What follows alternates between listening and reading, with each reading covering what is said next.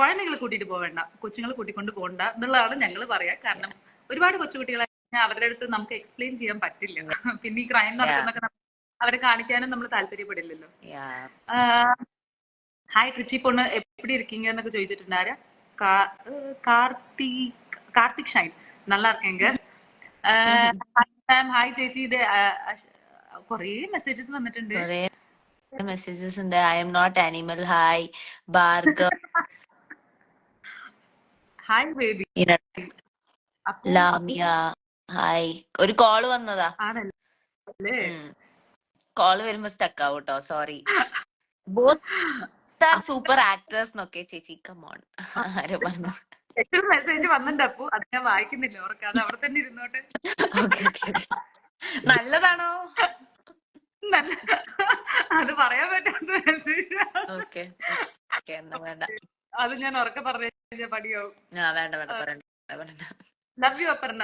I M not animal. Okay. അപ്പൊ എനിക്കത് നേരത്തെ കിട്ടിയല്ലോ. ഐ എം നോട്ട് ആനിമലിന്റെ നോക്കുന്നു. ഹൗ ആർ യു ബോത്ത് എന്ന് ചോദിച്ചിട്ടുണ്ട്. We are doing really good. ഇതെന്താ ഇങ്ങനെ വന്നിരിക്കണെന്ന് അറിയോ? അപ്പൊ ചെന്നൈയിലാണ് ഇപ്പൊ. ഞാനിപ്പോ ചെന്നൈയിലാണ്. ഒരു പരിപാടിക്ക് വേണ്ടി വന്നതാ. അത്രേ ഉള്ളൂ എനിക്ക് പറയാം. എനിക്ക് ആക്ച്വലി ചേച്ചിനോട് നമുക്ക് പരസ്പരം I think we can just talk about the movie or something like that. Okay. ഞാനൊരു കാര്യം ചോദിക്കട്ടെ. എന്നാൽ അപ്പൂന്റെ അടുത്ത് നമുക്ക് ക്വസ്റ്റ്യൻ പോലെ ചോദിക്കാം അല്ലേ? അപ്പൂൻ ആക്ച്വലി ചെയ്തപ്പോ, ഈ ഒരു മൂവി ചെയ്തപ്പോ ഇച്ചിരി നമ്മൾ ഒരു കാര്യം പറഞ്ഞേക്കാം, ഇതൊരു സീരിയസ് ആയിട്ടുള്ള ഒരു മൂവി ആണെങ്കിൽ പോലും അപ്പാർട്ട് ഫ്രം ദാറ്റ് ഷൂട്ടിന്റെ ഇപ്പുറത്തെ സൈഡ് നോക്കുവാണെങ്കിൽ ഞങ്ങൾ അതുള്ള സത്യം. ഓരോ ഷോർട്സ് കഴിയുമ്പോഴും ഓരോ സീൻ കഴിയുമ്പോഴും ഞങ്ങൾ അവിടെ നിന്ന് ഭയങ്കര വർത്താനവും കാര്യങ്ങളും ഭയങ്കര ചില്ല് ചെയ്തൊരു സെറ്റ് ആയിരുന്നു. ഒരു ഫാമിലി ലൈക്ക് ഒരു ഫ്രണ്ട്സിന്റെ ഇടയ്ക്ക് നമ്മൾ ഭയങ്കര കംഫർട്ടബിൾ ആയിരുന്നു. പക്ഷെ എന്നാലും ചോദിക്കാം, അപ്പൊ നീ ഇത് ഷൂട്ട് ചെയ്ത് കഴിഞ്ഞപ്പോ, ഷൂട്ട് ചെയ്യുന്നതിന്റെ ഇടയ്ക്ക് ഇച്ചിരി പാടായിട്ട് വല്ലതും തോന്നിയിരുന്നു? Did you feel something like that? ഇച്ചിരി പാടാ ഈ ഒരു സീൻ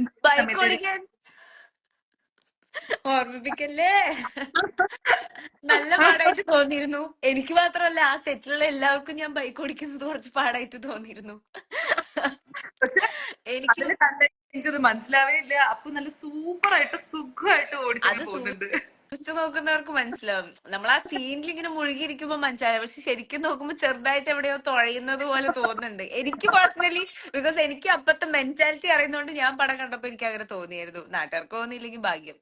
ചേച്ചിക്ക് എന്തായിരുന്നു? What is your, I think you had a lot of emotions to handle. എന്റെ ക്യാരക്ടർ